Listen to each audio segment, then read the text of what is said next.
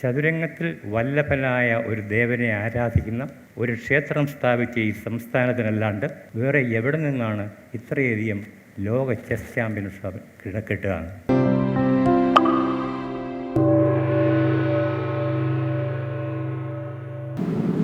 Doctor M P Pillai സാറുമായിട്ട് ഞാൻ വളരെ ആകസ്മികമായാണ് പരിചയപ്പെടുന്നത്. 1996 ഞാൻ കേരളമതിയിൽ പത്രപ്രവർത്തകനായി ജോയിൻ ചെയ്ത സമയം. 97 കേരളമതി ഒരു ഓൺലൈൻ എഡിഷൻ തുടങ്ങുന്നത് പത്രത്തിന്. അന്ന് നമ്മുടെ മറ്റ് പത്രങ്ങൾക്കൊന്നും അത് ആരംഭിച്ചിട്ടില്ല. അപ്പോൾ കേരളമതിയിൽ ഇപ്പോഴത്തെ ചീഫ് എഡിറ്ററായിരിക്കുന്ന ദീപു രവിയാണ് അതിനൊരു ഇനിഷ്യേറ്റീവ് എടുക്കുന്നത്. അപ്പോൾ അന്നത്തെ ഞങ്ങളുടെ തലമുറയിൽ കമ്പ്യൂട്ടറുമായിട്ട് പരിചിതരായ ഞങ്ങൾ കുറച്ച് പേരാണ് അന്ന് ആ ടീമിലുള്ളത്. അപ്പോൾ ശ്രീ BC ജോജോ ഇന്ന് അദ്ദേഹമില്ല, അദ്ദേഹമായിരുന്നു അന്നത്തെ ഓൺലൈൻ എഡിറ്റർ. അങ്ങനെ ഞങ്ങൾ ഓൺലൈൻ തുടങ്ങി. അപ്പോൾ അതിന് ഏറ്റവും കൂടുതൽ വായനക്കാരുള്ളത് പാശ്ചാത്യ രാഷ്ട്രങ്ങളിൽ നിന്നാണ്, പ്രത്യേകിച്ച് അമേരിക്ക, ലണ്ടൻ, ഇത്തരം രാജ്യങ്ങളിൽ നിന്നാണ് ഏറ്റവും കൂടുതൽ വായനക്കാരുള്ളത്. അങ്ങനെ വളരെ നല്ല റെസ്പോൺസാണ് കേരളമതിയുടെ ഓൺലൈൻ പതിപ്പിന് അന്ന് കിട്ടിക്കൊണ്ടിരുന്നത്. അപ്പോൾ ഒരു ദിവസത്തെ എഡിറ്റോറിയൽ മീറ്റിംഗ് നടന്നുകൊണ്ടിരുന്നപ്പോൾ ശ്രീ BC ജോജോ എന്നോട് പറഞ്ഞു, രമേശിന് ഈ കണ്ടംപററി ഇഷ്യൂസ് അതൊക്കെ ഒരു കോളം പോലെ ചെയ്തുകൂടെ എന്ന് ചോദിച്ചു. അങ്ങനെ ഞാൻ ആരംഭിച്ചതാണ് മാറ്റുലി എന്ന് പറയുന്നൊരു കോളം. എനിക്ക് തോന്നുന്നു മലയാളത്തിലെ ഓൺലൈൻ പത്രപ്രവർത്തന രംഗത്ത് ആദ്യത്തെ കോളങ്ങളിലൊന്നാണ് അതൊന്നാണ്. അന്ന് വളരെ ചെറുപ്പക്കാരനായിരുന്ന ഞാൻ ആ കോളം ആരംഭിക്കുന്നു. അതിനും ഏറ്റവും കൂടുതൽ പ്രതികരണം നമുക്ക് കിട്ടിക്കൊണ്ടിരുന്നത് വിദേശ രാജ്യങ്ങളിൽ നിന്ന്, പ്രത്യേകിച്ചും അമേരിക്ക പോലുള്ള രാജ്യങ്ങളിൽ നിന്ന്. അപ്പോൾ ഞാനിങ്ങനെ ഓരോ ആഴ്ചയും എഴുതുന്ന കോളത്തിന് എനിക്ക് കോളത്തിൻ്റെ കമൻറ്റ് ബോക്സിൽ നല്ല നല്ല അഭിപ്രായങ്ങൾ വരും, എന്നോട് വിയോജിച്ചു കൊണ്ടുള്ള അഭിപ്രായങ്ങൾ വരും. കാരണം നമ്മൾ സാമൂഹ്യമായും രാഷ്ട്രീയമായും എല്ലാ കാര്യങ്ങളും അതിൽ ചർച്ച ചെയ്യുന്നുണ്ടായിരുന്നു. അപ്പോൾ നിരന്തരം ഇങ്ങനെ എനിക്ക് പ്രതികരണം വന്നുകൊണ്ടിരുന്നതിൽ ഒരു പേര് ഞാൻ ശ്രദ്ധിക്കുമായിരുന്നു, ഡോക്ടർ എം പി പിള്ള.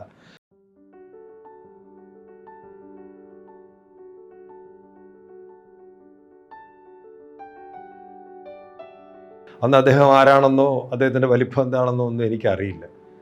നല്ല നല്ല പ്രതികരണങ്ങളും നല്ല കമൻറ്റുകളും കൊട്ടേഷൻസും ഒക്കെ അതിൽ ഉണ്ടാകും. അപ്പോൾ ഞാനും അതിന് മറുപടി അയക്കും. എപ്പോഴും ഒരിക്കൽ ഞാൻ ശ്രീ ജോജോവായിട്ടും മണിസാറുമായിട്ടും സംസാരിക്കുമ്പോഴാണ് സത്യത്തിൽ ഈ എം പി പിള്ള ആരാണെന്ന് മനസ്സിലാക്കുന്നത്. മാത്രമല്ല അതിൽ മറ്റൊരു സംഭവം ഉണ്ടായി. ഒരു കഥ ഞാൻ എഴുതിയത് കൈവളകൾ കിലുങ്ങുമ്പോൾ അത് അന്ന് കുങ്കുമം വാരികയിൽ അച്ചടിച്ച് വന്നു. അതിന് എൻ്റെ ജീവിതത്തിൽ എനിക്ക് ആദ്യമായി കിട്ടുന്നൊരു കഥാ അവാർഡ് അതിനായിരുന്നു. അപ്പോൾ അതിന് PK ബാലകൃഷ്ണൻ സ്മാരക കഥാ അവാർഡ് കിട്ടി. ഈ കഥയെക്കുറിച്ച് സാറ് വളരെ നല്ലൊരു അഭിപ്രായം ഒരു ഇമെയിലായിട്ട് NRS ബാബു സാറിന് അയച്ചു കൊടുക്കുന്നു. കലാമതിയുടെ എഡിറ്ററാണ് അന്ന് സാർ അതിലുണ്ട്. അപ്പോൾ സാർ എനിക്ക് ആ കത്ത് തരുന്നു, വളരെ അതിനെ പ്രശംസിച്ചുകൊണ്ടാണ്. അപ്പോൾ ഞാൻ സാറിന് മറുപടി എഴുതി. മാത്രമല്ല ആ സമയത്ത് സാർ ആരാണെന്നും കൈനിക്കര കുടുംബത്തിൻ്റെ പ്രതിനിധിയാണെന്നും ഒക്കെ ഞാൻ മനസ്സിലാക്കുന്നത് ആ സമയത്താണ്.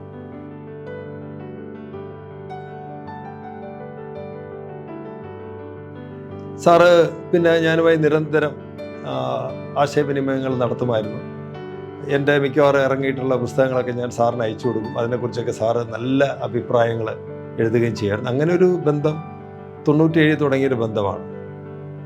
പിന്നീട് ഞാൻ ജനയുഗത്തിൽ ന്യൂസ് എഡിറ്ററായിട്ട് കേരളമതി വിട്ട് ജോയിൻ ചെയ്ത സമയത്ത് സാർ ഇവിടെ കോവിഡ് കാരണം അന്ന് അതിനുശേഷം 1920-ലോ 19-ലോ ഒരു ലീവിന് വന്നിട്ട് സാറിന് മടങ്ങിപ്പോകാൻ പറ്റിയില്ല.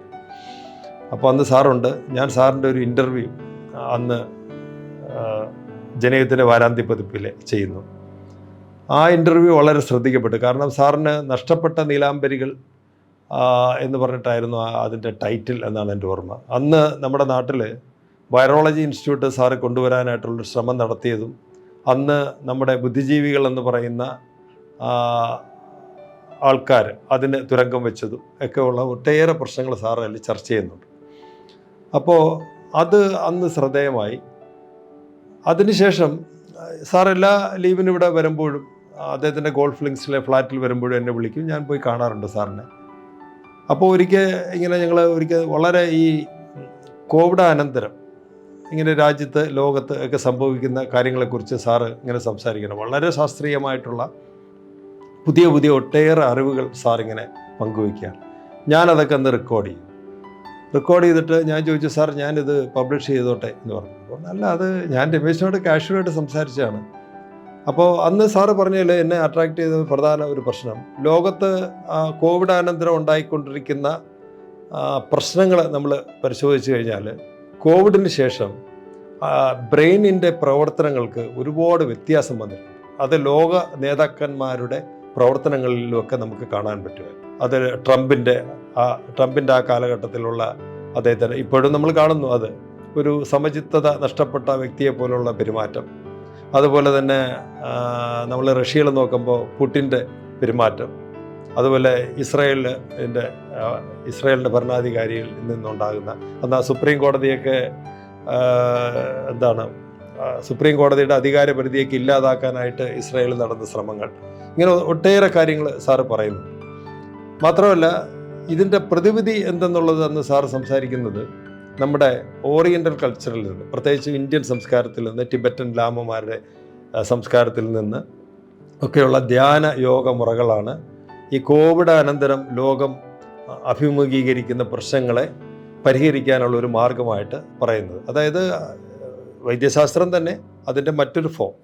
അപ്പോൾ ഇതൊക്കെ പറഞ്ഞപ്പോൾ ഞാനിത് കലാകൗമുദിയിൽ ഒരു പരമ്പരയായിട്ട് 3-4 പരമ്പരയായിട്ട് ഈ ഇൻ്റർവ്യൂ ഞാൻ പ്രസിദ്ധീകരിച്ചു. അപ്പോൾ അതിന് പല ഭാഗത്തുനിന്നും നല്ല പ്രതികരണം ഉണ്ടായി. ഒരുപാട് പേര് അന്ന് എന്നോട് ചോദിക്കുന്നുണ്ട്, ഇത് നമുക്ക് ഒരു പുസ്തകമാക്കിക്കൂടെ? ഒരു പുസ്തകമാക്കിയാൽ തന്നെ അത് ഏതാണ്ട് 100 പേജോളം വരും. അപ്പം ഞാൻ സാറിനോട് സംസാരിച്ചപ്പോൾ സാറിന് അതിലൊന്നും വലിയ താല്പര്യമൊന്നുമില്ല, അങ്ങനെ പബ്ലിസിറ്റിയോടൊന്നും വലിയ താല്പര്യമില്ല. അപ്പം അങ്ങനെ ഒരിക്കൽ ഞാൻ സാറോട് സംസാരിച്ചുകൊണ്ടിരിക്കുമ്പോൾ അദ്ദേഹത്തിൻ്റെ മേശപ്പുറത്ത് ഈ ആർക്കിടെക്റ്റ് മഹേഷിൻ്റെ ഒരു കോഫി ടേബിൾ ബുക്ക് കിടക്കുന്നുണ്ട്. അപ്പം ഞാനത് വെറുതെ മറിച്ച് നോക്കിയപ്പോഴാണ് എനിക്കൊരു ആശയം ഉണ്ടായത്. കാരണം സാറുമായിട്ടുള്ള ആ ഇൻ്റർവ്യൂവിൽ സംസാരിക്കുമ്പോൾ മലയാള സിനിമയെക്കുറിച്ച്, സാഹിത്യത്തെക്കുറിച്ച്, നമ്മുടെ സാംസ്കാരിക നായകന്മാരെക്കുറിച്ച്, സംഗീതത്തെക്കുറിച്ച് ഒക്കെ വിപുലമായി സാർ സംസാരിക്കുകയാണ്. മാത്രമല്ല വലിയ ആഴത്തിലാണ്. അപ്പോൾ ഞാനിങ്ങനെ അത്ഭുതപ്പെടുന്നു. ഓരോ 10 മിനിറ്റിനും വിലയുള്ള ഒരു മനുഷ്യൻ, അദ്ദേഹത്തിൻ്റെ ഒരു കൺസൾട്ടിങ് കിട്ടാനോ ഉപദേശം കിട്ടാനോ ലോകത്ത് എമ്പാടുമുള്ള രോഗികൾ, പ്രത്യേകിച്ചും ക്യാൻസർ പേഷ്യൻറ്റുകൾ, ഇങ്ങനെ ഒരു സമയം നോക്കിയിരിക്കുകയാണ്. സാറ് ക്ഷമയോടെ അവർക്കൊക്കെ മെയിൽ അയക്കുന്നു, ഉപദേശങ്ങൾ കൊടുക്കുന്നു, ഇതൊക്കെ ചെയ്യുന്നു. ഇതിനിടയിൽ എങ്ങനെയാണ് ഈ മനുഷ്യൻ ഇത്രയും മലയാള സാഹിത്യം വായിക്കുന്നത്, ഇങ്ങനെ എഴുതുന്നത്, ഇംഗ്ലീഷിലും മലയാളത്തിലും ഒരേപോലെ സാറിൻ്റെ ആ ഒഴുക്ക്, ആ ലാംഗ്വേജിൽ കാണുന്ന ആ ഫ്ലുവൻസി, ഇതൊക്കെ എന്നെ വളരെ മുമ്പേ എന്നെ അത്ഭുതപ്പെടുത്തിയിട്ടുണ്ട്. അപ്പോൾ ഇത് എനിക്ക് മനസ്സിലായി, അദ്ദേഹം ഒരു ഡോക്ടറാണ്. പക്ഷേ ഡോക്ടറാണോ എന്ന് ചോദിച്ചാൽ അതേസമയം സാഹിത്യകാരനാണ്, സാഹിത്യപ്രേമിയാണ്, നല്ല നിരൂപകനാണ്. അദ്ദേഹത്തിന് ഒരു പ്രവാചകത്വമുണ്ട് സംസാരിക്കുന്നതിനൊക്കെ തന്നെ. ഇതൊക്കെ എന്നെ അത്ഭുതപ്പെടുത്തി. അപ്പോൾ ഈ ഇൻ്റർവ്യൂവിൽ ഇതിൻ്റെ പല തലങ്ങളും കാണാം. ഞാൻ നേരത്തെ പറഞ്ഞ പോലെ ഈ കോഫി ടേബിൾ ബുക്ക് ഈ മേശപ്പുറത്ത് കിടക്കുന്നു. വളരെ കോസ്റ്റ്ലി ആണ് അത്. അങ്ങനെ ഒരു ബുക്ക് നമുക്ക് തയ്യാറാക്കണമെങ്കിൽ ഒത്തിരി ചിലവ് വരുന്നതാണ്. അപ്പോൾ ഞാൻ സാറിനോട് ഇങ്ങനെ ഒരു ആശയം വെച്ചു. അതേസമയം ബാലേന്ദ്ര മേനോനും ഇങ്ങനെ ഒരു പുസ്തകം ഇറക്കിയിട്ടുണ്ട്. അതും എനിക്കൊരു പ്രചോദനമായി.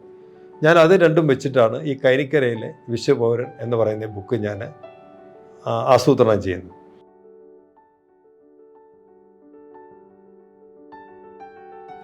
അപ്പോൾ പിന്നെ സാറ് എന്താണെന്ന് തെളിയിക്കുവാൻ വേണ്ടുന്ന ലേഖനങ്ങളും സാറിൻ്റെ പ്രഭാഷണങ്ങളും ഒക്കെ ശേഖരിക്കണമെന്ന് തോന്നി. സാറ് മാത്രമല്ല ഒട്ടേറെ അവതാരികകൾ സാർ എഴുതിയിട്ടുണ്ട്. അതെല്ലാം ഞാൻ ശേഖരിച്ചു. എൻ്റെ സുഹൃത്ത് ശ്രീ സുകുമാരൻ, അദ്ദേഹം ഫൈൻ ആർട്സ് കോളേജിൽ പഠിച്ചിരുന്ന വ്യക്തിയാണ്. അദ്ദേഹം അപ്പോൾ എന്നോടൊപ്പം തന്നെ വളരെ ആത്മാർത്ഥമായിട്ട് നിൽക്കുകയും ഞങ്ങൾ രണ്ടുപേരുടെയും കൂടെ കഴിഞ്ഞ 1 വർഷത്തെ പ്രവർത്തനമാണ് ഈ പുസ്തകം.